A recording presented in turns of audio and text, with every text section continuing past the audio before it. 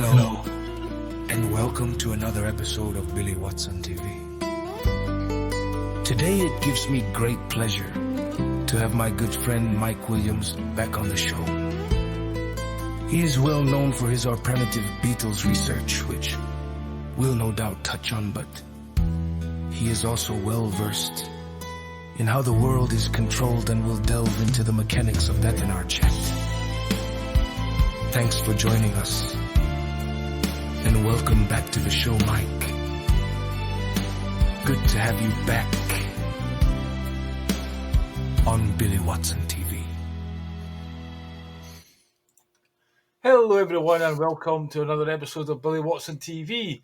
It's my second interview of the day, so I've just recovered from interviewing Mark Nevin, which was really interesting. You can check that out on my website later. And I'm delighted to have Mike Williams, an old friend on, Mr. Sage of Quay, and he's done lots of Beatles research and into the whole workings of the world.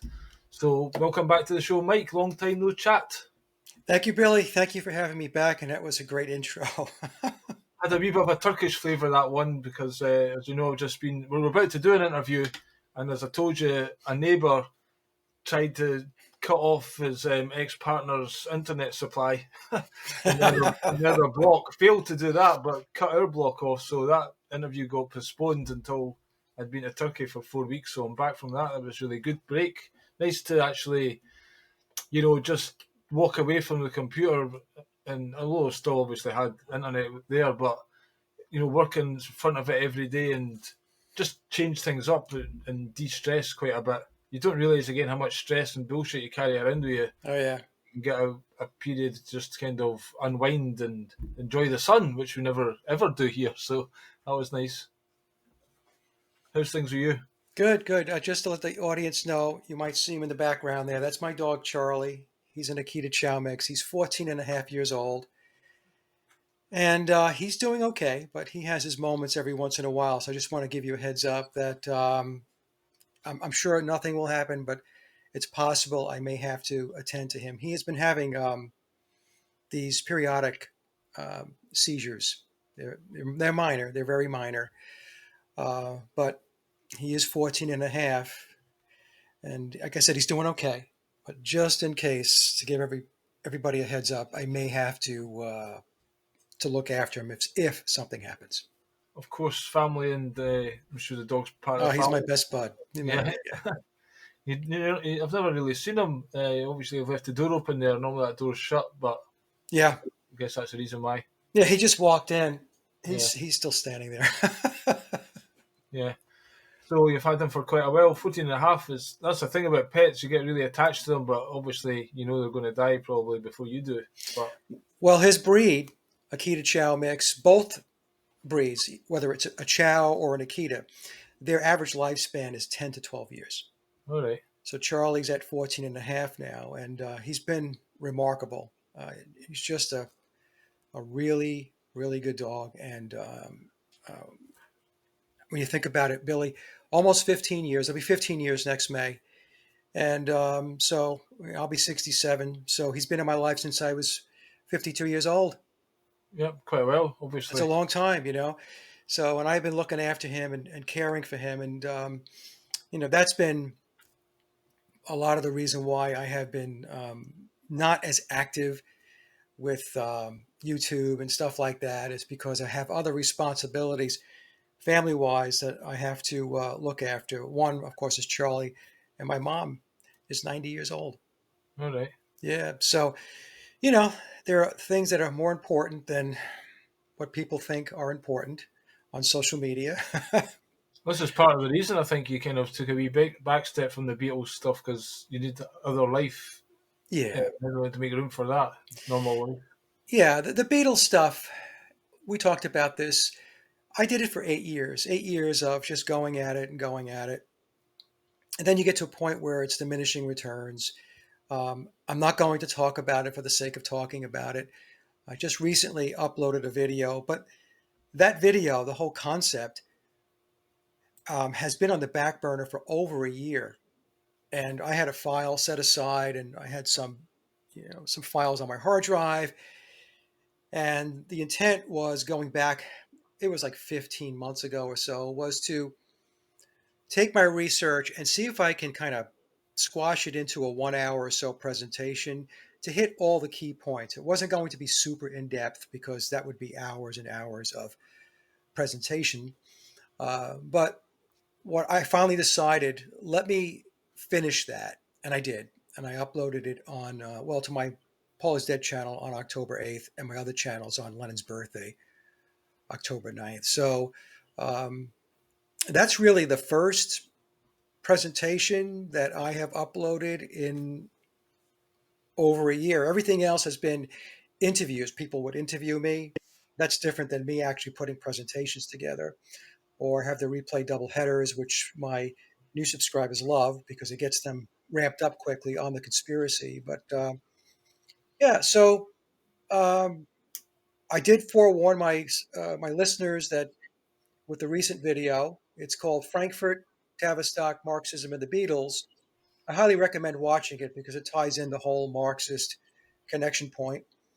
Um, yeah, with that video, I up front my splash screen said, "This is not my re-entry Yeah. into the research. It's just something that was, like I said, sitting on the back burner, and I felt okay. Let's just get it out." Yeah, I've just been watching that. I've got about three-quarters of the way through it, and it is quite a good synopsis. As you say, it hits the main points and it takes people through a lot of stuff quite quickly, which some of your other ones, you have to be kind of dedicated to Yeah. want to sit through maybe 4 hours of Rubber Soul in-depth analysis. Yeah, yeah, that was part of the problem, because people have short attention spans, so they want something that's quick and easy that they can watch and take in. Most people, there, of course, there are people that will take the time to go back in time, take a look at what you've done before, and then build upon that. But most people, they just want down and dirty, quick and easy. Yeah, when we arranged the chat the first time, you said there was a few things that you wanted to touch on. I'm not sure if you picked up on these in the presentation, but No, yeah, yeah, yeah. Oh, yeah, I forgot all about that. I'll just remind you of what you wrote. The Oh, first, what were they? There were three things that number people one was the say. Beatles didn't write any of their music. Basically, you're saying three things that people say you said about the Beatles but never did. That's right. Yeah, yeah. I'm The glad first you. one, the Beatles didn't write any of their music. Yeah, right. I'm glad you kept the email because I completely forgot about those three questions. Right. So every once in a while, when I'm perusing and I see people talking about the Beatles or there's videos, it's interesting. I'm seeing more videos now where and people who are talking about the Beatles conspiracy and Paul is dead, and they're talking about it as if um, they have come to their own revelations and stuff like that, and I can clearly see that they have lifted a lot of their material from me. Yeah. There was one person, I'm not going to say who it is or the channel, but it was kind of funny. This guy's going on about the memoirs of Billy Shears, which I've been talking about since 2016, and he's presenting, and as he's presenting some of my slides. Oh my god. People have no shame. People have literally no shame these days. It's off the scale. Like again, my partner, she was making TikTok videos, and then people just lift the whole video and claim it's theirs, and lift the audio from it and stick a different visual on, and don't give any credit in that. They just don't care. No, I know it's really bad form and it's unprofessional. So if you're doing that, uh, you know, be upfront about it. Give credit where credit is due. I mean, I do that. If people send me stuff, and when I post it onto my community page, I will say thank you, Billy, or thank you, Jim, or thank you, Sally, for forwarding me the information and allowing me to share it to my audience. So even when I do my presentations, if I received information from somebody else, um, I really put the effort in to make sure that I acknowledge that this is not mine. This Yeah. came from that person. I mean, well, obvious examples would be the work that Sally has done on Billy Shears and his eye. Um, also, Stacy's work on his bloodlines, and and so on. I mean, there's a number of examples I could give. So you have to do that. You have to give credit where credit is due. Okay, so getting back to the question, yeah. So what I see a lot is Mike says that the Beatles didn't write any of their music and they didn't play on any of their recorded tracks. In other words, what they're saying is Mike is saying that the Beatles wrote zero music and played on zero tracks. And I never, ever said that. I never, ever said that. That's why when I did the big presentation, did the Beatles write all their own music going back to April of 2020? That's why I used the word all.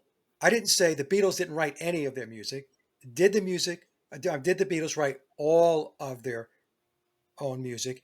And what's implied in that is that they did write some of the music and they did play on some of the tracks. It's just not all of the music and all of the tracks.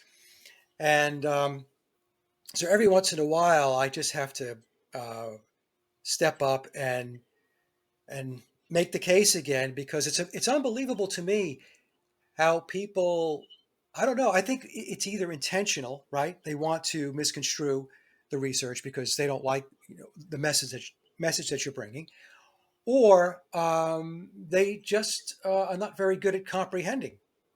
That's the only two scenarios that I can come up with. So to make it clear, I never said the Beatles didn't write any music and they didn't play on any tracks. I did say, and I still hold to this, that between 1962 and 1966, I don't think they wrote anything. And I don't think that they played on any of those tracks. And if they did play on some of those tracks, maybe it was small parts of the song. But I Tambourine. mean, the basic rhythm tracks, yeah, like a tambourine, right, or something like that.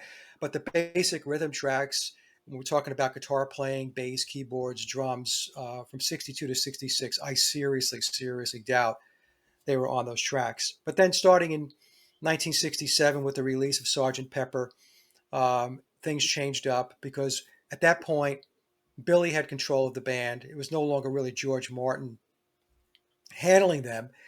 And Billy had a different approach. His approach was to get them more involved with the actual songwriting and playing on the tracks. Although, even then, between 67 and 70, they did not play on all of those songs, all of those tracks, and they didn't write all of those songs.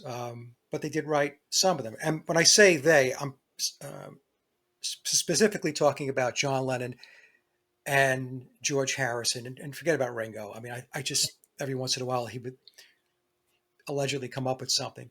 I don't put Billy in that category because Billy's been writing and playing for a very long time. I think Billy, again, I've watched your research quite a lot, but he was actually involved with the Beatles before he became, Yeah, Paul McCartney, and obviously Sergeant Pepper is mainly his work, I think. yeah, yeah. He had to have been working and recording and writing for the Beatles before 1967, in my opinion, because, well, first of all, there's that whole story where he came out a number of years ago and said he wrote the music to the song "In My Life," Yeah, which is supposedly 100% a John Lennon song, yeah. right? Although some people will say that Billy or Paul McCartney did some part of it or whatever, but essentially, it's a John Lennon song from beginning to end. And but Billy said he wrote the music, and that was in 1965. And so the mainstream media went into damage control, and they had to say, well, our computer models from two universities prove that he misremembered writing "In My Life," and the song is a John Lennon song. Well, you and I have talked about this before, and I spoke about this on other shows. You don't misremember writing a song like "In My Life," which is one of the most famous rock pop songs of all time. If you Yeah. take a look at any of the polls, rock polls, of the greatest songs of all time, "In My Life" is almost always in the top 10, Yeah. almost always. And you don't misremember writing a song like that. That would be like somebody telling me that I misremembered writing a song that I wrote. No, I remember writing all of my songs because they were my songs and I wrote them. Seems like he wants the credit for it, basically. Yeah, yeah. Yeah. So yeah, he wants. That's exactly where Billy's at in his life right now. He wants to have as much acknowledgement as possible for what he really was, versus being known for being a guy that died back in 1966. So everything he's done since 66 is credited to a guy that's no longer with us. And you get to a point in your life. He was born in 37 and he's 5 years older than Paul. So he's 88 now. That's right, yeah. Okay. So he's looking for his due. Anyway, what was the second question? So we clarified that one. I never said that the Beatles didn't write any music or did not play on any tracks. Yeah. Never said it. But then, just to go on, obviously the White Album, and they went to India and stuff like that, and Dear Prudence, and there was kind of a mixed bag. You can imagine them getting involved in a few bits and pieces there. Yeah, I mean, you could tell the tracks where they're playing on because the uh, the skill level and the articulation or the crispness of the playing is not what it was when you go back to the 62 to 66 period. So when you listen to the guitar playing and the drumming back during the early period, it shifts up drastically in the later period. Now, let me pick a song as an example. Piggies on the White Album. Now we listen to Piggies. It's this Baroque orchestral piece, and it's all Theodore Adorno. It has Adorno written all over it, both musically and from a philosophy perspective, the lyrics. So that song is credited to George Harrison. We're told that George wrote that song. But then go listen to the song "Long, Long, Long" on the White Album, which is long, long, long. I mean, I really don't like that song. It just drags on. But I'm not going to pick on the song. That, I believe, it's very possible that George Harrison wrote that song. I mean, it's not a very complex song. The lyrics aren't, spectacular, but it's very possible he wrote that. So we have the comparison between Long, Long, Long and Piggies. And stylistically, from a song structure perspective, they are two very, very different songs. And they clearly came from two different sources. The same person did not write both those songs. And if you listen to the drumming, a lot of the drumming on the White Album, let's actually go back to Sgt. Pepper. Listen to the drumming on "With a Little Help from My Friends." Um, that's that sounds like Ringo because it's very clunky. It's boom, boom, boom, boom, boom, boom.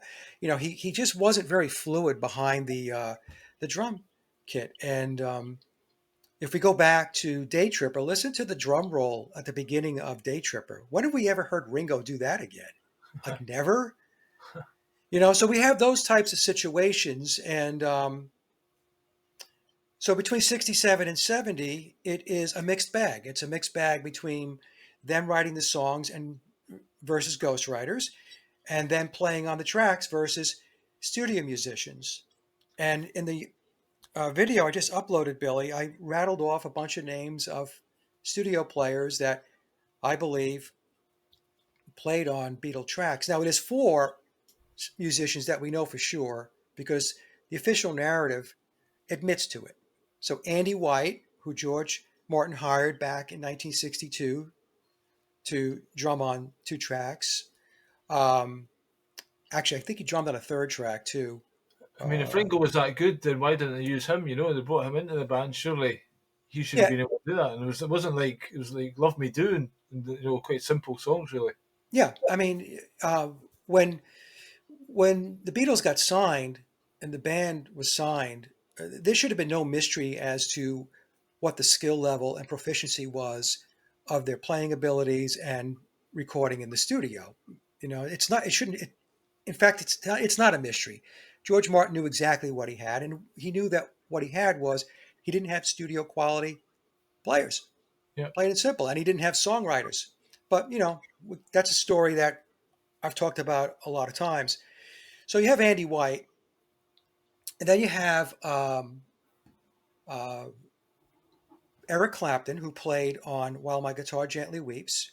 You have Okay. Billy Preston, who played on the Get Back sessions. And a lot of people don't know this one. Nicky Hopkins, the great keyboard player on Nicky's past, he played the keyboards on Revolution, the song Revolution.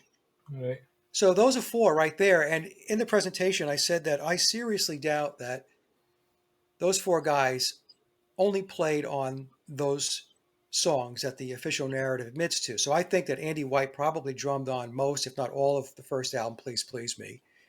Eric Clapton, as far as I'm concerned, was probably on many tracks other than While My Guitar Gently Weeps. I think it's his lead guitar playing on another George Harrison song, Old Brown Shoe. That sounds like Eric to me. Nicky Hopkins and Billy Preston with their keyboard work, piano work. God only knows how many songs they were playing on with Billy, because Billy's also a very good piano player. But other musicians, Bernard Purdy, because Bernard is admitted to drumming on 21 tracks. Ronnie Verrill, another drummer, Ronnie's family, a family member, wrote to me after April of 2020 and said to me that their relative, Ronnie's been gone now, passed away for a long time. I think he died back in 2012 or so. He drummed on Beatle tracks. He was also the drummer for the Muppet Animal. So Animal used to drum, right? Yeah. That was Ronnie that was doing the Right. drumming for Animal. Let me see, Hal Blaine, um, uh, Big Jim Sullivan, Vic Flick, uh, Jimmy Page, uh, Yeah. a person that I know was very good friends with Dan Peake. Dan was one of the founding members of the band America, and he knew this person that I know knew Dan very, very well. And Dan told him that Jimmy Page played the lead guitar on "I Saw Her Standing There." Right. Also, I was told by another source that Alan White, who was known for as the drummer for the band Yes, he played on Beatle tracks. Jim Keltner, the studio musician, drummer, drummed on Beatle tracks as well. And the reason why I say that is because I was watching a video and I forgot, it was one of the Wrecking Crew guitarists, I believe. And he was saying that, of course, Phil Spector was tied into the Wrecking Crew. That was his house band, right? And when they were recording, Jim Keltner was drumming, and Phil Spector kept referring to him as Ringo Right. the whole time. Right. And so it got so awkward for Jim Keltner that the way the story goes is that when the session was over, and the thing was, the reason why it was a problem was because there were journalists there. Right. Okay. And Phil kept calling him Ringo. Kind of an in-joke kind of thing. Yeah. And he would do it over the PA. Right. So, hey, Ringo, can you do this? And so what happened was it got so awkward for Jim that the way the story goes is that he left through the back door. Like he would not go through the main entrance because he didn't want to have to answer any possible questions from journalists who would say, why was he calling you Ringo? Yeah. Well, the reason why he was calling him Ringo is because Keltner was, in all likelihood, one of the drummers on Beatle tracks. So, and there are other musicians I probably forgot. Plus, the Phil Spector thing, though, he was all involved with the Beatles as well. Yeah, He yeah, was there when they arrived to America and stuff like that. yeah. So there was a interview that Phil did back in 1976 with Roy Carr. Roy Carr was he worked for New Music Express, and I think he was the editor at one time. And I don't know whether he was the editor in 1976, but he was interviewing Phil in 76 for a magazine called Ram Magazine, which was a music magazine.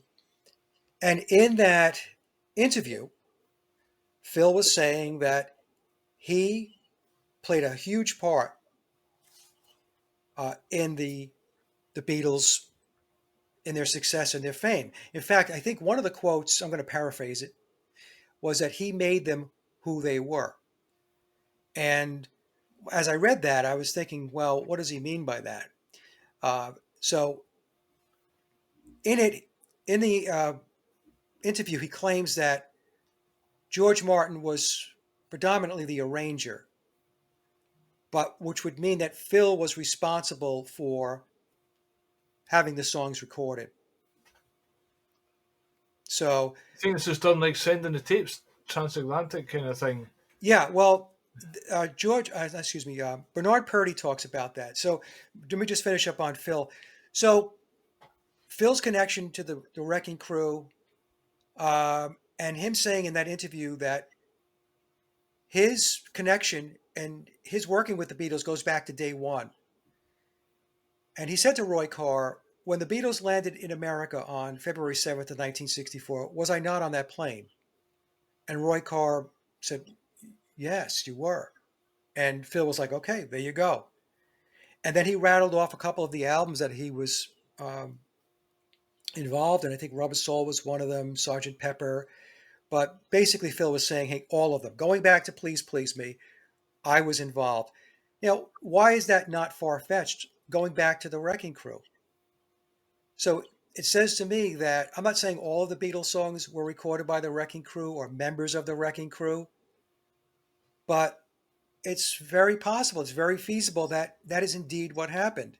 And of course, in the UK, they had their own version of the Wrecking Crew and session players um, Cream. that would play on these songs. I mean, we had Eric Clapton, and we had Jimmy Page, and we had Herbie Flowers. This Ginger Baker. Ginger Baker, exactly. And so we had both sides of the pond, I believe, played a part in getting these songs recorded.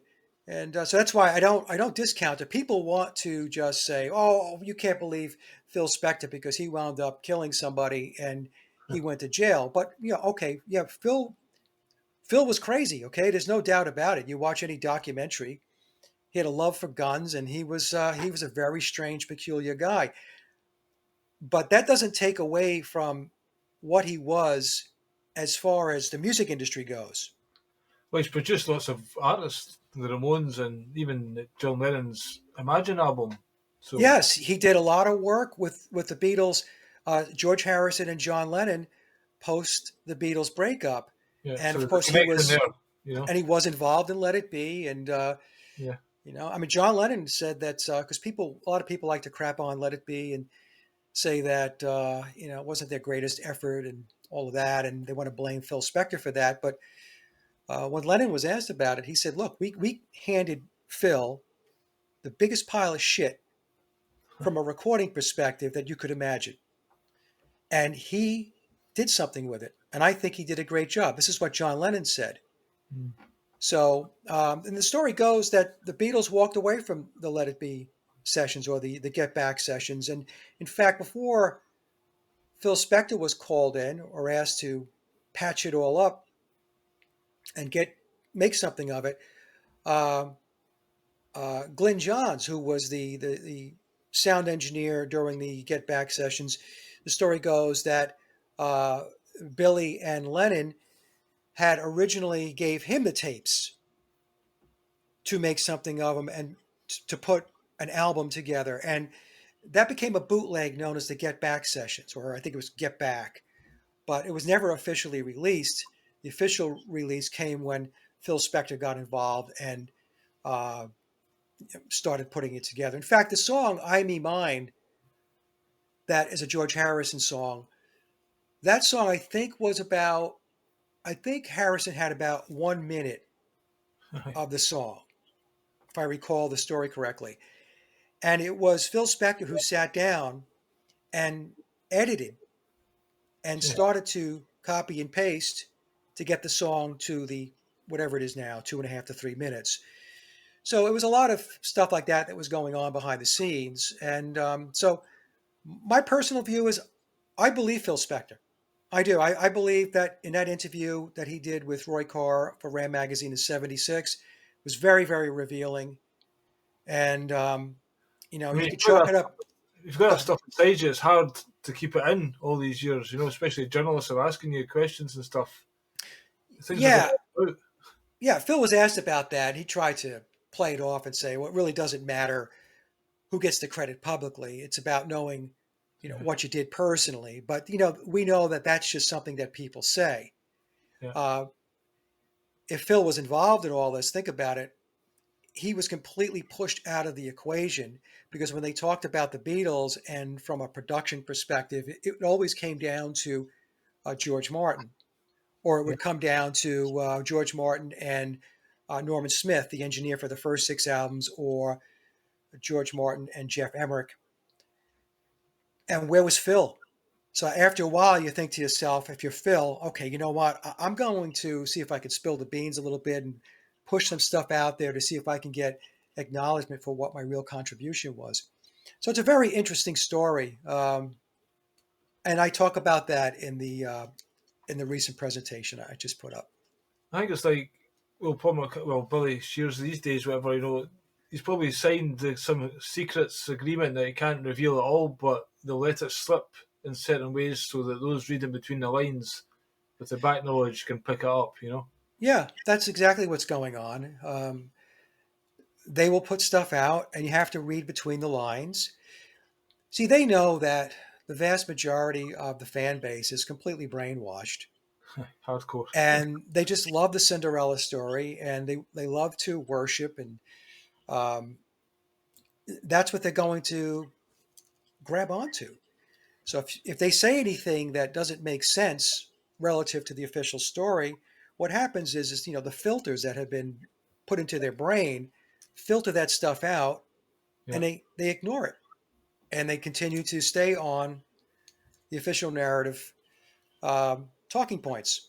It's like in your recent presentation, Paul McCartney in that interview is like, we weren't very good, and it took us 12 weeks to write one song, and these kind of things. I thought you were the Fab Four, you could shit 4 songs in a day, kind of thing.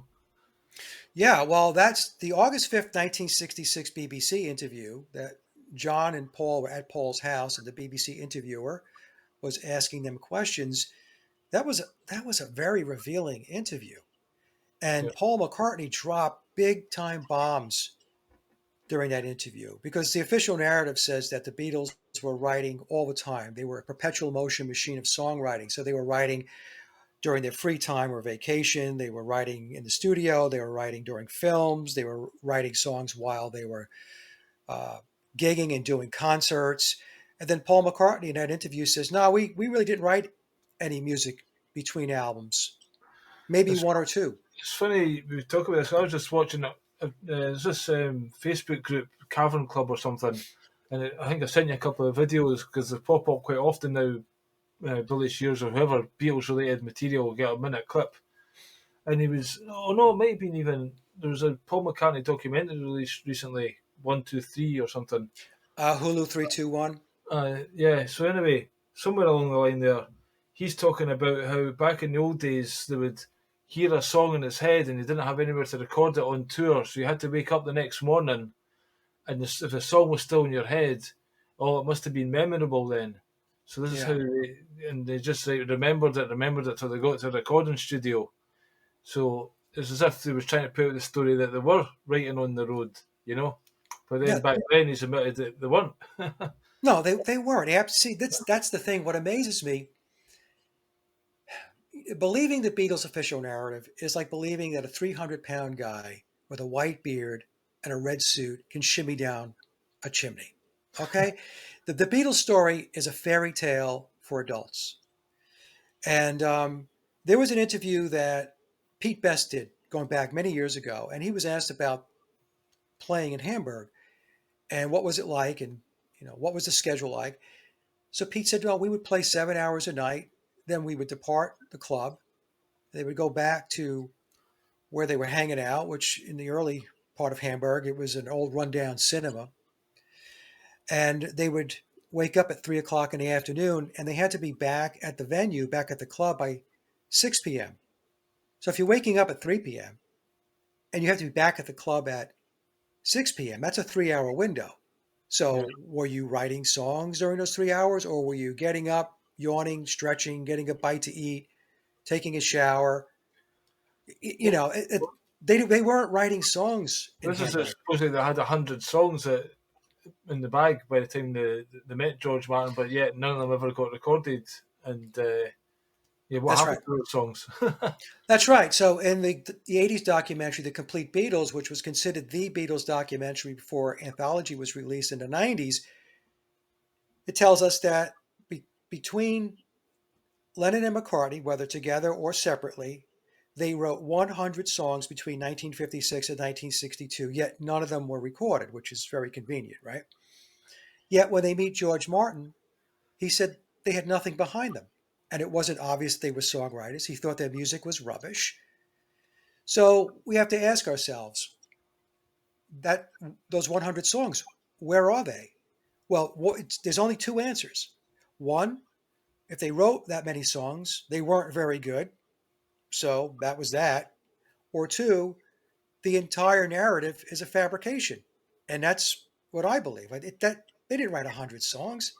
The other thing, too, if you read Joseph Niezgoda's book, Lennon Prophecy, he talks about the fact that, because Hamburg, where they were, was in the red light district. And the Beatles were hanging out with the ladies. Yeah. And occasionally they had to be treated for an STD. Yeah. And, they were drinking and they were popping speed because of these gigs they were doing in Hamburg, 7 hours. And they were young guys. So they look, it's just a complete fairy tale, a complete fantasy to believe that those guys in that environment were writing songs. They weren't writing songs. And the proof of the pudding is when they met George Martin, they had no songs. So do you think the Beatles were groomed to be the Beatles and like they got sent to Hamburg for training, or was it naturally they were a group who went to Hamburg? Because they never really set the place on fire, did they? With Hamburg, I think they went No, back the second time, and there was like, oh, shall we take them? Shall we leave them? Because the second point you made is the Beatles couldn't play their instruments. Well, obviously they could to a certain degree, but then you listen to even the early tracks. There's obviously a shit hot level of musicianship compared to some right. four guys just knocking the cover versions in drunken bars in Hamburg or whatever. So Yeah. what's your take on that? Well, when the Beatles first arrived in Hamburg in August of 1960, and they were not very good. Could they play their instruments? Yes, but we have to define playing skill. And their playing skills was not very good at all. So I'm often kind and I say that their playing ability was mediocre at best. And they showed absolutely zero signs of songwriting ability. So they show up in Hamburg in August of 1960. I mean, they're very below average skilled band, and they're not songwriters. And in Joseph Niezgoda's book, Lennon Prophecy, going back to Joseph's book, he said when they departed Hamburg in 1960 in December, they went home, John Lennon and Paul McCartney, dejected because nothing transpired. I mean, they were this young band, young guys. Like I said, they were in the red light district. They're playing in the club 7 hours a night. They're drinking. They're popping speed. They're hanging out with the ladies. What do you think was going to happen, right? So Hamburg, they went to Hamburg because I believe that the Beatles were in a program, and Hamburg was boot camp. So it was to take these four guys that were identified early on. How early, I don't know. In the presentation I just put up, I touch on it a little bit. We have to take a look at the family dynamics, especially between John Lennon and Paul McCartney. So you know, Billy, as well as I do, that when you take a look at people who wind up in programs, typically the family dynamic is dysfunctional. There is a parent that's not there anymore. Many times it's the mother. Sometimes it could be the father. Sometimes it's both parents. So there is there is there's a dynamic that is not normal in the family situation. So if we take a look at John Lennon, Lennon lost his mother at 17. His father was Freddie, was nowhere to be found. So he was raised by his aunt Mimi, and the stories about Lennon and his disposition. This is not me saying this. This is well documented in mainstream books about the Beatles. He was an angry guy, and he had a chip on his shoulder, and that was who It's John Lennon was. quite a frictional relationship with Aunt Mimi. She was trying to control and he was rebelling. Yes, yes, and also in Niezgoda's book, he says that Lennon had, even back then, he he had a dislike for Christianity. Okay, so that's Lennon. So we have this guy that's grappling with anger issues and all that, and then we have Paul McCartney, who lost his mother at 14 years old, his mother Mary, and he's then raised by his father. His father, eventually got remarried. He had a stepmother, but there's very little information about both of Paul McCartney's biological parents, whether it be Mary or Jim, which I find personally very peculiar, very odd. So we have this guy who arguably, and some people would say it's not even an argument, is the most famous musician, quote, excuse me, slash entertainer in the world. Very, very well known. Yet there's no backstory and there's no information on his parents. But all we know about his father is that he had a little jazz band that he played in, and he had two jobs, one of which he worked a lathe machine. Um, but that's pretty much it. And why is it just that? In fact, if you go to Paul McCartney's Wikipedia page, they talk about his parents. There's no hyperlink for his mother or his father. They have a hyperlink for everything else, but not for his mother and father. So what that tells me, and this, of course, this is speculation. This is telling me that there's something about the McCartney family structure that is not right. That's off. And I have suspected that his father was probably uh, his handler and groomer from early on. Now, it tells us that Charlie's right here.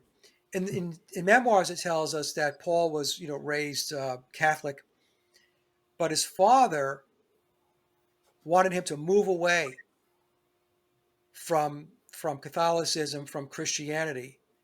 And the reason for that is because his father knew that where he was going, what they were grooming him for, was going to be an anti-Christian position. Yeah.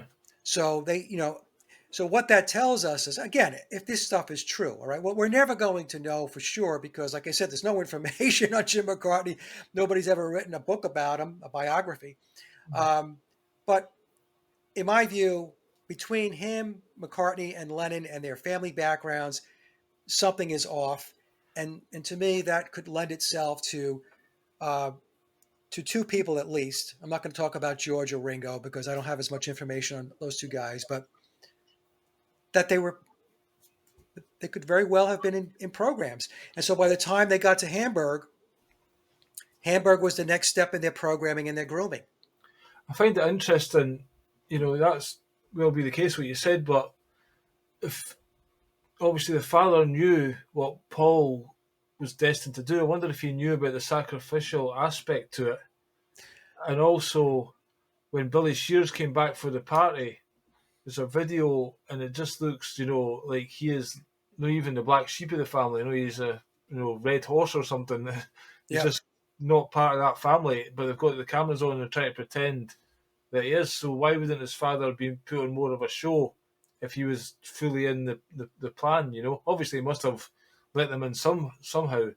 Yeah, I think Jim McCartney was Freemason. I'll just cut to the chase. That's what I believe. And, all this stuff, Billy, as you know, is compartmentalized. So I'm not saying Jim had the big picture. Jim had a part of the picture that he was allowed to know in which to operate within. And I think it's possible that his job was to groom his son, handle him, and bring him along until Paul got to the next bus stop where somebody else would pick him up and wind up, picking up the grooming and the training and the handling. So that's what I think. And also, Paul McCartney, Billy, but we'll say Paul McCartney, did not attend Jim McCartney's funeral back in 1976. Now, the reason for that, given, is that his stepmother, Jim's second wife, said, well, if you come, it's going to be disruptive because, your presence because of who you are, this and that and all that. And Billy had a tour coming up. But in the presentation, I don't know if you got to that part. I said, well, it seems to me that if your parent died, especially when you allegedly loved that parent and you had a lot of praise for them, which Billy did do with regard to Jim McCartney, that you would postpone the start of the tour for maybe a day or two or whatever because of a family death. And there are ways to pay your respects without showing up with fanfare. I mean, you sneak in, right? Yeah. You do what you've got to You do. walk off. I mean, come on. I mean, this is not hard stuff. You and I could figure this out. So the reason why he didn't go to Jim's funeral is because Jim was not his father, plain and simple. I mean, it's really that's the explanation. So, as we're talking about this and people are listening, you can gather that there's a lot of crazy stuff that's embedded in this whole Beatles backstory. It's not the story that you're told.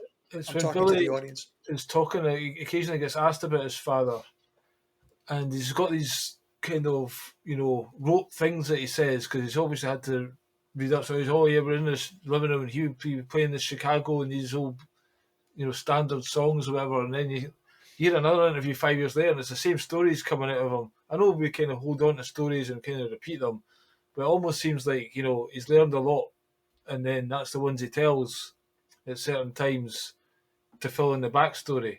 Right. Do you know what I mean? Right. Well, in memoirs, it explains that in the beginning, Billy was tutored on Paul's history. Yeah. But there's only so much you can tutor somebody about somebody's life. And it gets to the point, it's admitted in the book, where he says that I started making stuff up. I just started making stories up. And I found that I could say just about anything and nobody would question me. They would just accept it at face value. So that's where, it went from being schooled on as much of Paul's backstory that he could possibly be schooled on to, all right, well, I can't possibly know everything, so I'll just make shit up. And nobody else knows it anyway. And Right. probably dropping a few clues just because he's got that perverse kind of sense of humor or whatever it is. I think he likes to do that. Drop in, as you say, masterfully speaking. Yeah. To say a few things without actually saying it. Yeah. I mean, he masterfully speaks all the time. And the best one probably of all time was the David Letterman show back in 2009. I mean, come on. So anyway, I derailed you there, Billy. So going back to the questions, was another one? What was the other the second one? one was done. The Beatles couldn't play their instruments, so we kind of touched on that just by them going to Hamburg. They were playing a bit. But then, see, when they became famous and they had the amazing singles, whatever, and they're still touring, do you think there was a backing band behind the curtain there and they were miming? Because again, we've seen George Harrison do that and he lift his hand up and the guitar solo is still going. Yeah. So let me just remind me to go back to that. Let me just say first about the Beatles' ability to play the instruments. The objective of the training that the boot camp in Hamburg and all the gigging that they were doing in 1961, starting in January throughout the entire year, the Beatles did a gig 62% of the year. So 62% of the number of days in a year, so 250 days out of 365 days, the Beatles were doing some kind of live gig. Now, we have to keep in mind that this is a band that in the previous year, between August and December of 1960, I mean, it was nothing happened. Zero happened. So we have to ask the question, well, if a band that is not very good, has no resume, is not well known. In fact, their reputation is that of not a very good band at all. Who's booking them? Why are these clubs booking them? Yeah. Right. So that's when we start to see that there has to be some kind of machine behind them. Now, Hamburg and all that playing going back to 1961, playing almost 2/3 of the year, doing live gigs, was about getting their playing abilities to the point where they were competent enough to be able to take the songs that they were going to be taught on the road. That's what it was about. It was about getting them to a level of competency where they could play the songs that they were taught to take out on the world stage once Beatlemania kicked off. What they were doing in Hamburg had nothing to do with getting them to the point where they were so skilled that they would be at studio musician levels and that they would actually be in the studio laying down the recordings. Because in the studio, what happens is, especially back in the day, and it's still like this today, the studio musicians will come in, sheet music is put in front of them, and they play. And they're banging out a number of songs in a given period of time. So they bang out one song, then they go to the next one, to the next one, to the next one. And it doesn't even have to be songs that are on the same album. It could be, okay, now we've got, this song that's going to be for this artist, and boom. And, they play it. They're very competent. They're extremely good at what they do, very efficient. And so that's how it's done. So that's the going back to the Beatles, that's why they weren't in the studio. First of all, none of them could read or write music, aside from Billy. So there's no sense putting sheet music in front of them because it would be like handing them a sheet of paper written in Chinese. Yeah. And in the studio, when you're sitting around a bunch of other studio musicians, you can't be just sitting there trying to figure stuff out or fumbling along. No, that's not going to work. They're going to throw your ass out the door. Yeah. So go back to your question. What was it? I forgot. Just the second point was they couldn't play their instruments, so there was like with the backing band, or was it backing tapes, or were they actually playing Live at the Apollo, or the Queen rattling their jewelry and all this kind of stuff? Yeah, so there comes in three flavors. The first flavor is there were times when they went on stage and they played live. Now, whether those live performances sounded any good, I don't know. They would probably sounded adequate. I Because the believe. speakers at the time weren't that good, and they had everyone screaming, so that would cover it up. Well, people are screaming, and also there are points when uh, those performances, there was no intention to take those performances and record them, whether audio or visual, and Yeah. make anything out of it. So, it's just kind of like, a lot of bands are like this, right? So they go out, they were gigging forever. Is every performance filmed or recorded? Absolutely not. So I think a lot of those performances, they just were blank sheets of paper from the standpoint of recording and filming, because the intention was not to film them. The intention was to get them competent enough to be able to play songs that they were going to be fed later on. Now, other times once things evolved and they started to get traction and they were becoming more well known, then what happened was they would be playing to backing tracks. Right. So if it were larger venues and these venues had a high level profile as far as audience reach, then they played to backing tracks. And this is not uncommon. This is the other thing. People think it's heresy to say this, especially when you're talking about the Beatles, but performances on television and playing to backing tracks that's just the way it was done. So people want to argue with me that when the Beatles were on the Ed Sullivan Show, they played live. I said, absolutely not. They did not play live. Do you think for 1 second that the Beatles handlers were going to put them on the Ed Sullivan Show, which was it was the show, right? Variety and entertainment show back in the day. Do you think that they were going to take a chance where they were taking the Beatles, that they would pray and hope, throw a Hail Mary that they wouldn't flub or that something didn't go right?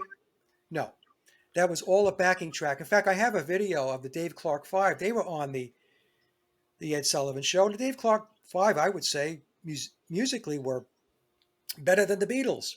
Yeah. And there was a video where they started playing and the backing track failed.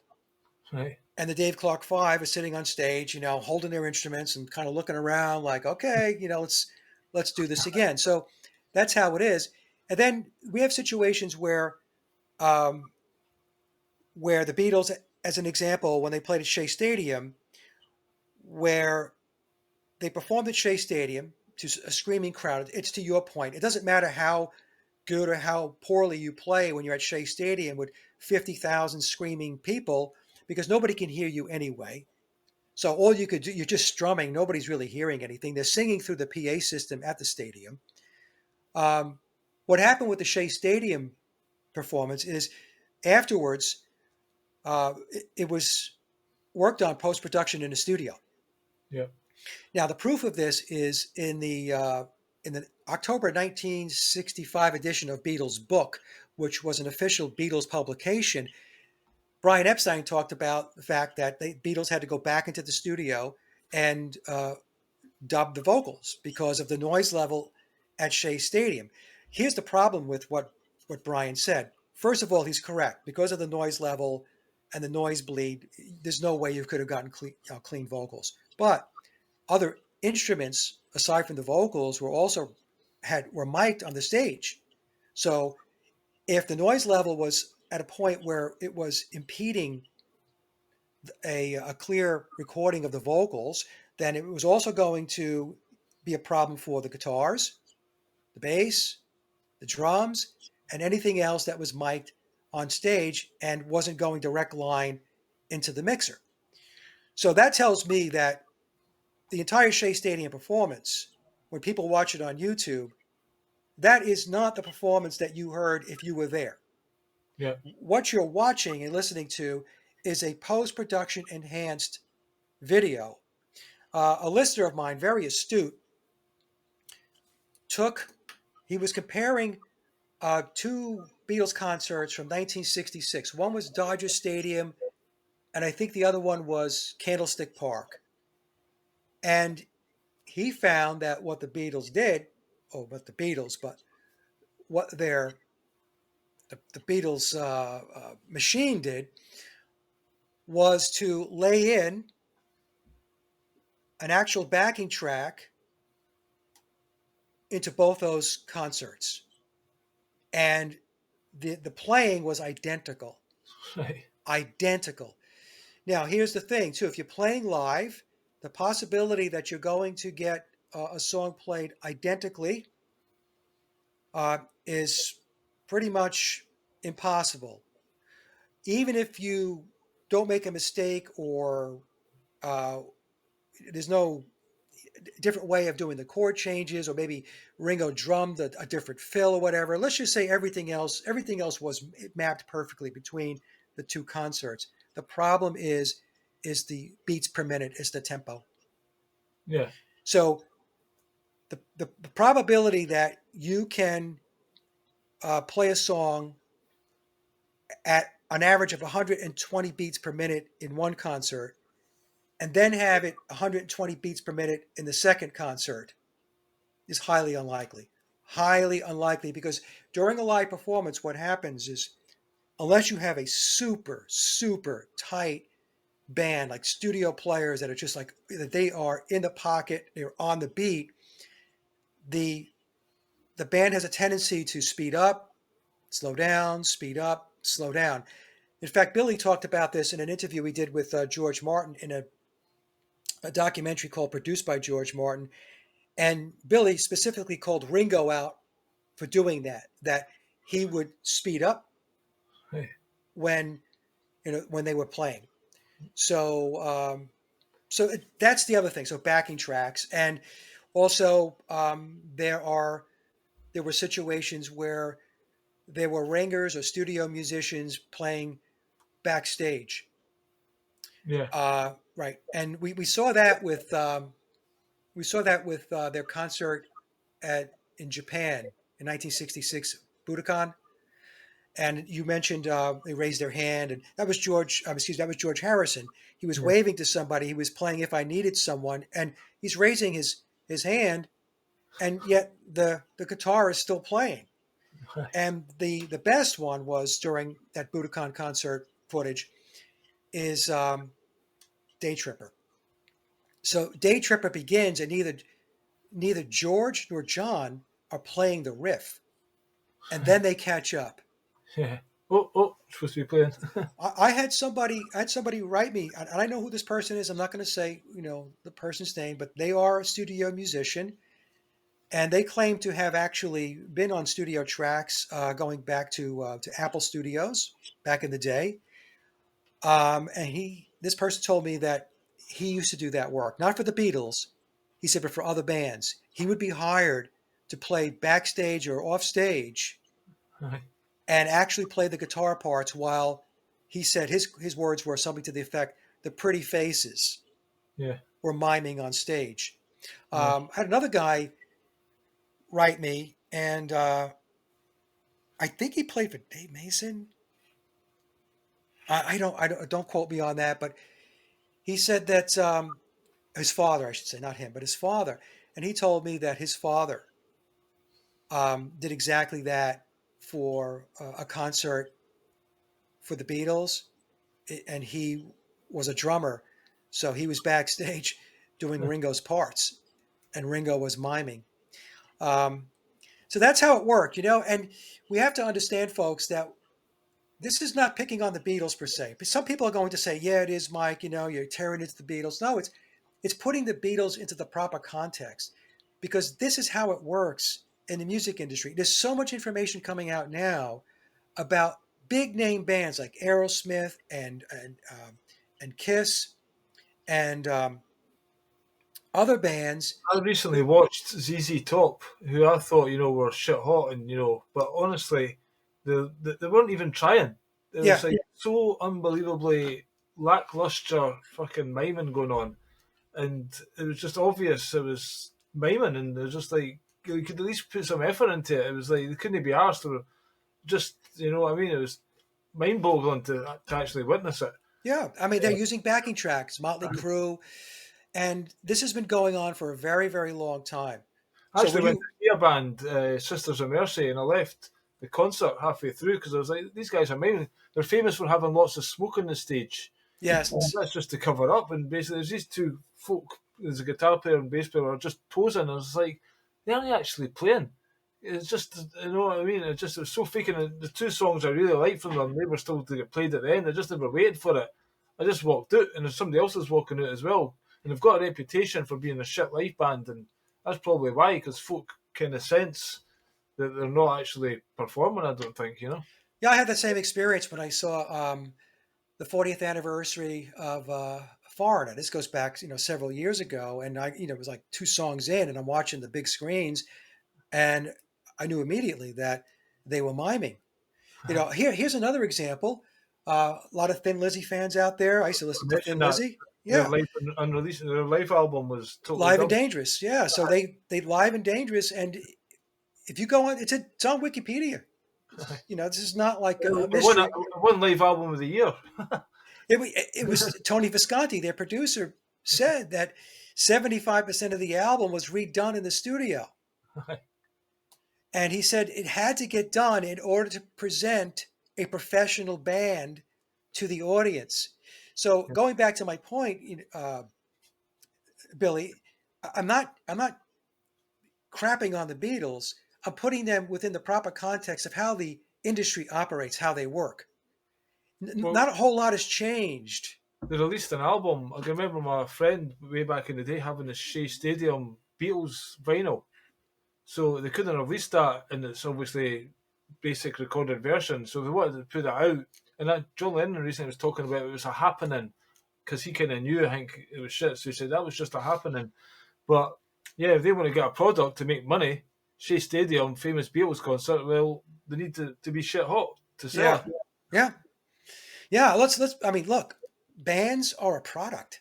Yeah. Okay, they're selling a product to us, and you're going to make sure that product is as buffed up and polished up as it can possibly be, so that you buy it, so that you Yeah. buy their merch, so you buy It's their like a music. glass with lots of holes in it. Well, you better patch the holes up so it doesn't. Right. Now we had the last question. I think had to do with Adorno. Yes. Yeah, Theodore Adorno wrote all of their music. Yeah. Okay. So this one really gets under my skin because there was stuff on the internet going back years ago that claimed that Theodore Adorno wrote all of the Beatles' music. And this actually was sourced from John Coleman's book, The Committee of 300, because this is a claim that Coleman made. And although I respect John Coleman's work, when he talks about the deep state, and people want to disagree with me, I always say, well, tell me where John Coleman got it wrong as far as how the deep state operates. We're talking about the control system. Yeah. Okay, he didn't get it wrong. He was 100% right. Um, but when he talked about Adorno in the Frankfurt School, and he said that Adorno wrote all of their music, I disagreed with him. And I spell this out going back to my big presentation, Did the Beatles Write All Their Own Music, in April of 2020. I very, very diligently explain why it is I disagreed with this. And one of the reasons was because Adorno was doing other stuff. His books were being written, he was doing TV appearances, and he was doing all his strategizing with his Frankfurt cohorts and all of this. So I thought, okay, well, the possibility that, and he is a skilled composer. Okay. So, but I thought, well, the possibility that this guy was sitting down and he was writing every song of the Beatles, I found to be highly unlikely. And so I'm going to explain again how I believe this worked. I believe that Adorno was indeed involved in the Beatles. So he was the major stakeholder representing the ideology of the Frankfurt School and Tavistock. So we'll just roll it in under Tavistock for the sake of argument. And that he was working directly with George Martin. And George Martin would be considered, like in the corporate structure, he would be considered the managing director of the operation. So you had Adorno and here, and you had Martin here. So that was the reporting structure. And then below that, I I suspect the way it worked was there were probably a half dozen, maybe six crack songwriters from the Tavistock EMI staff that were dedicated to the Beatles' music. And of that half a dozen group of people, let's say half of them were responsible for writing, quote, John Lennon style music, and the other half was responsible for writing Paul McCartney style music. Now, that doesn't mean that Adorno and George Martin were not also writing songs. My point is that I highly doubt that Theodore Adorno wrote all of their music. That's a very bold statement to make. Yeah. Okay, so that's how I think it worked. There was an operation that had its songwriters, and it had two guys that were managing the operation, Adorno and George Martin, and we could I suspect that we could put Phil Spector into that mix as well. So Spector would be more from the operational aspect of getting the songs recorded if he Engineer. was involved. Yeah, he would be kind of a he would be also be producing, but in all likelihood, the final say as far as production went to George Martin. Spector admits that Martin was arranging the music; he was responsible for that. But I think Phil, again, if Phil was involved, and I believe that it's likely that he was, his job was to get the songs recorded, to get the players in and get the songs recorded. Um, and for people who want to question whether tapes can be shipped back and forth, Bernard Purdy explained it. Bernard Purdy said he drummed on 21 Beatle tracks, and Bernard did drum on 21 tracks. It wasn't the Tony Sheridan tracks. He drummed on both. He was paid to fix some of the Tony Sheridan songs that the Beatles played on, but he clearly played on 21 Beatle tracks. And Bernard explained that he did the fixing, the drumming overdubs at Capitol Studios in New York City. And which means that tapes were sent over. I was also told by somebody in the industry that the whole story about the Beatles only having access to two-track machines, EMI Parlophone, he said that story is not true. He said that back in the day, they clearly had at least 4-track capabilities. Also, when I explained that Bernard did his fixing or his overdubbing at Capitol Studios, which was owned by EMI, by the way. Capitol was owned by EMI. Somebody in the comment section said there was no Capitol Studios in New York City.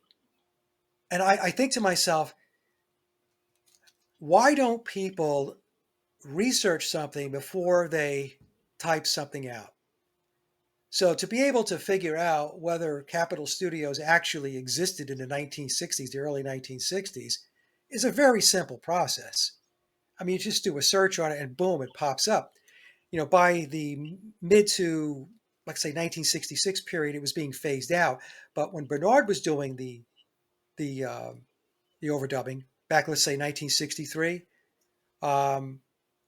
maybe going into 64, Capitol Studios was clearly in operation in New York City. And in one interview, Bernard said that the drumming that he did was the first 3 albums. So that would be Please Please Me, which I think Andy White probably drummed on most of that. He said 21 songs. So that would mean that with the Beatles, Bernard had a big part in that, and also A Hard Day's Night.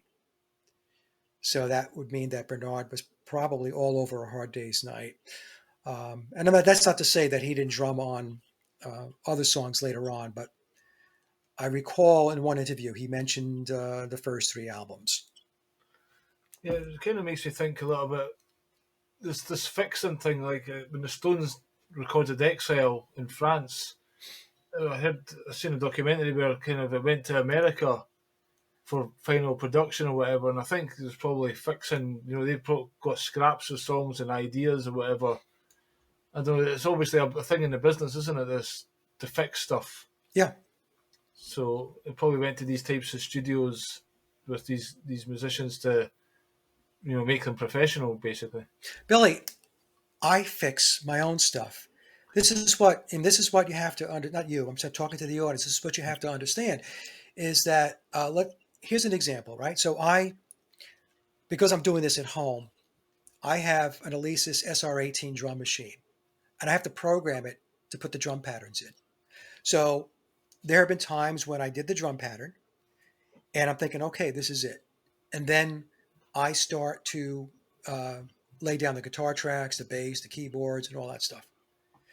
And as the song is coming together, I think to myself, the drums probably should do this here versus what I have. So what do I have to do? I have to go back and reprogram the drum machine. I have to sync it up and put down new drum patterns. So this happens all the time. It also happens if you lay a guitar part down, and let's say the guitar part is good, but you don't like the tone. You think the tone could be brighter. There's nothing wrong with the way it was played, but you're just not liking the way it's coming across in playback. So what happens? You go back and you fix it, which means you go back and you re-record it, you overdub a new guitar track, and you change the brightness based upon when you're playing an acoustic guitar. It depends upon where the microphone is positioned between the sound hole and the 12th fret. Yeah. So this is not like mysterious, weird stuff. This is what gets done. People have got 2 weeks in a studio. They go in there and do what they can. 2 weeks is finished. They've got something almost like demos or, right, a good version of it, but needs something to take it up that next level. So send it to that guy. He can fix it.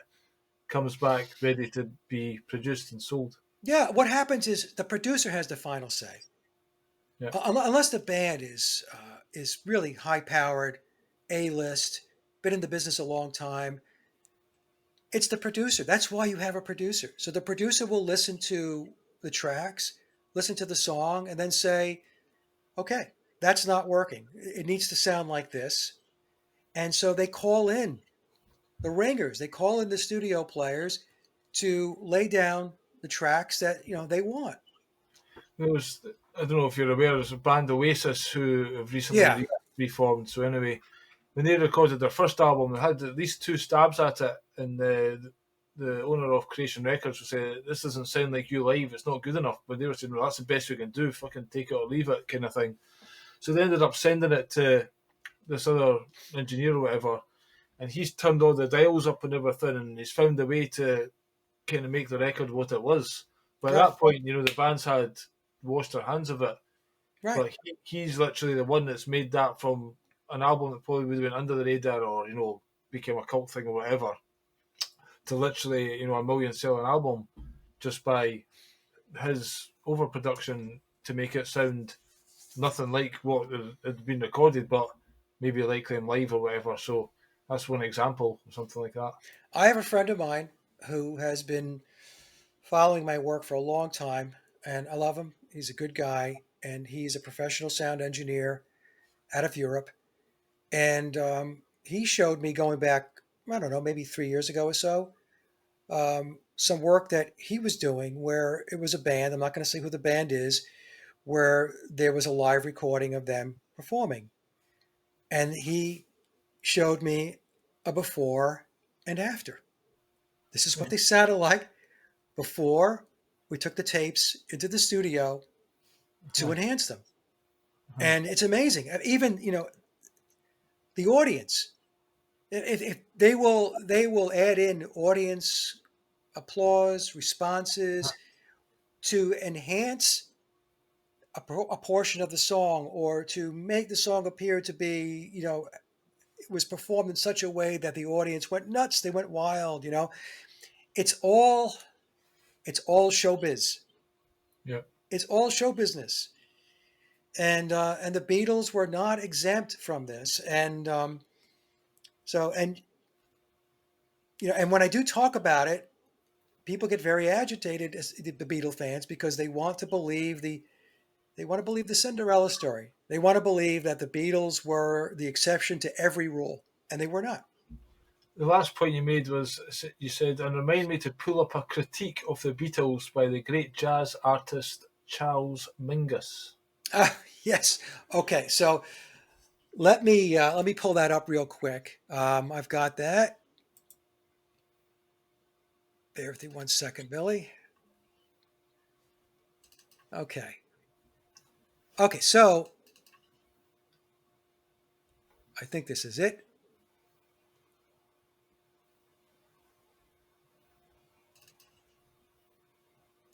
Okay.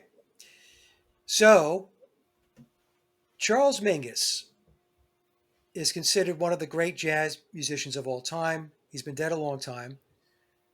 Unfortunately for him, this is what the article says. The mainstream popularity of jazz was in deep decline at the same time as the Beatles were shooting for fame. So he went on to say that they, meaning the Beatles, the machine behind the Beatles, they stole what we call rock. So in other words, he's saying that rock lifted from the jazz musicians and the R&B musicians. They studied it, not the Beatles. He says the Beatles didn't do this. He said who did it were some of the great classic minds from England. All right? So his quote here is a little disjointed. So let me just read so far what he's got. He said they stole what we call rock, studied it, not the Beatles, meaning the Beatles didn't steal it. And it was done by some of the great classical minds from England. So when you think about the great classical minds of England, we're talking about people who know that type of music. Well, two people I just mentioned would be Theodore Adorno and George Martin. Yeah. And those are two that I talk about. Yeah. It's quite possible that there was a cadre of others who were tied in. And he goes on to say, and they built the Beatles, and the Beatles were a machine. And they promised these kids so much money, meaning they promised the Beatles money, and they trained them. Right. He said they were not musicians when they came. They became musicians in 4 or 5 years after they learned. In other words, after they were taught. So this is very interesting because Charles Mingus was saying what I'm saying way before I ever said it. And what he's telling us is that the Beatles were manufactured. And I also concluded that the Beatles in the very beginning musically were not very good, but as time evolved, they were able to find themselves playing on more of their recorded songs. And like I said, from Sgt. Pepper on, mostly the White Album, going out through Let It Be. But this is Charles Mingus, and for anybody who wants to take a look at who he was, um, look him up on Wikipedia. We're not talking about a guy who's a schlep. We're talking about a great, great jazz musician,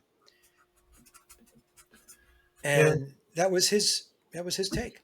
I was going to mention there's quite a few Beatles songs, maybe towards the end, especially Hey Jude and stuff like that. That was lifted from like Italian opera, or you can pick up. Hey Jude, Was it Hey Jude? Yeah, yesterday, yeah. So obviously Italian Neapolitan songs, somebody who knows that stuff, you right? wouldn't imagine these four guys from Liverpool are studying that. So you know what I mean? They've taken those songs and maybe even Billy. I don't know, but there's Well, been enough. that's why Billy, in the narrative, they have to cover that angle of it, and the narrative will say that Paul McCartney, he would visit Brian Epstein, and Paul really enjoyed listening to classical music. Right. Okay. Bullshit. Okay, I mean that guy, he wasn't listening to classical music, but that's inserted into the narrative because otherwise people would say, well, Eleanor Rigby, how'd that come about? For no one? All of these songs you could start to bring into the equation and say, well, okay, so a guy that was like, I don't know, 22, 23, 24 years old, Right. he had the he had the musical ability, inclinations to put these songs together. Oh no, well, he wrote them on guitar and then George Martin did the arrangement and all this stuff. And, I mean, that it just becomes very convoluted. I mean, it's Occam's razor. What's the most reasonable explanation? The most reasonable explanation is the person who wrote those songs and put them together is somebody who understands that style and genre of music. I mean, It's that's like how I look at it. when that guy was sitting on the piano beside George Martin talking about Howard, Blackbird Howard Goodall. and just saying, like, how did he do this? And you could see George Martin going, shut the fuck up. That was Howard Goodall. And I can't believe that interview, that's in the documentary produced by George Martin. So what Billy's talking about is Howard Goodall, who is a composer himself and extremely competent and skilled and accomplished. And he's sitting at the piano and he asks George Martin to sit next to him and he's asking George Martin about these songs. Like, the influence, the way these songs are structured. He talked about For No One and it was Blackbird. I think Yeah. Yesterday was another song. Eleanor Rigby came into the discussion. And he was asking George, well, is this like your influence? Yeah. And as he's asking George this, did you notice that George also, he stiffened up like this when he got asked the question? And then as Howard Goodall continues to go on and ask about these songs and how they actually got written and who actually was putting them together, like you said, George does this. It's the Masonic hand gesture for tell no secrets the Yeah. whole time.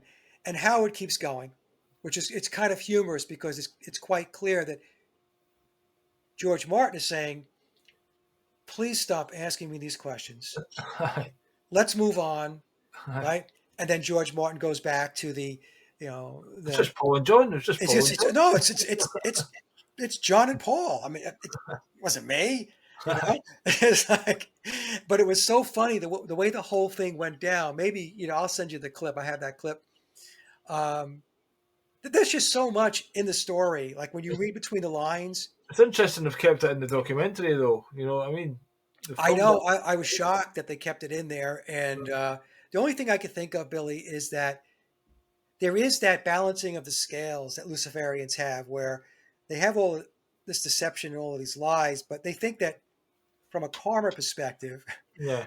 I mean, I'm not really sure it works this way, but at least in their minds, they think they're covered.